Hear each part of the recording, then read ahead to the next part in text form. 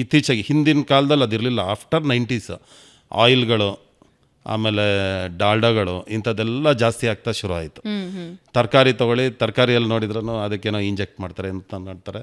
ಈ ಥರದ್ದು ಏನೇನೋ ನಾವು ನೋಡ್ತಾನೆ ಇರ್ತೀವಿ ಎಲ್ಲ ಸಮಾಜದಲ್ಲಿ. ಕೆಮಿಕಲ್ ಸ್ಪ್ರೇ ಮಾಡ್ತಾರೆ, ಈ ಥರದ ಪೆಸ್ಟಿಸೈಡ್ಸ್ ಜಾಸ್ತಿ ಹಾಕ್ತಾರೆ, ಇದನ್ನೆಲ್ಲ ನಾವು ನೋಡ್ತಾ ಇದ್ವಿ. ನನಗೆ ಒಂದು ಅನುಭವ ಏನಾಯ್ತು ಅಂದರೆ 98ಅಲ್ಲಿ ಹಾಸನಲ್ಲಿ ನಮ್ಮದೊಂದು 4 ಎಕರೆ ಜಮೀನಿತ್ತು. ನಮ್ಮ ತಂದೆಯವ್ರ ಹತ್ರ ಒಂದು 40 ಹಸುನೂ ಇತ್ತು. ನಮ್ಮ ಡೈರಿ ಫಾರ್ಮಿಂಗ್ ಇತ್ತು ನಮ್ಮ ತಂದೆಯವ್ರ ಹತ್ರ. ಬಟ್ ಜಮೀನನ್ನು ಖಾಲಿ ಬಿಟ್ಟಿದ್ದರು, ಏನೂ ಮಾಡಿರಲಿಲ್ಲ. ಆವಾಗ ನಾವೇ ಒಂದು ಆಲೂಗಡ್ಡೆ ಬೆಳೆಯೋಣ ಅಂತ ಬಿಟ್ಟು ನಾನೇನು ಮಾಡಿದೆ, ನಮ್ಮದು ಹಸುವಿನ ಗೊಬ್ಬರ ಇತ್ತು, ಅದನ್ನು ಅಲ್ಲಿ ಕಲ್ಟಿವೇಷನ್ ಮಾಡಿ ಗೊಬ್ಬರ ಹಾಕಿ ಆಲೂ ಸೀಡ್ಸ್ ತರಿಸಿ ಬೆಳೆದ್ವಿ. ಬೆಳೆದಾಗ ಅದ್ರದ್ದು ಒಂದೊಂದು ಆಲೂಗಡ್ಡೆ ಅರ್ಧ kg 3/4 kg ಇಷ್ಟಿಷ್ಟು ದಪ್ಪ ಆಲೂಗಡ್ಡೆ ಬಂದಿತ್ತವ ಆ ಕಾಲದಲ್ಲಿ. ಬಟ್ ರೈತನ ಕಷ್ಟ ಅವತ್ತು ನನಗೂ ಅದು ಗೊತ್ತಾಯಿತು. ಆ ಕಾಲದಲ್ಲಿ ₹1 kg ಇತ್ತು ಆಲೂಗಡ್ಡೆ. ಆಗ ನಾವು ಹಾರ್ವೆಸ್ಟ್ ಆದಾಗ 10 ಪೈಸೆ 15 ಪೈಸಕ್ಕೆ 1 kg ಕೇಳೋಕ್ಕೆ ಶುರು ಮಾಡಿದರು.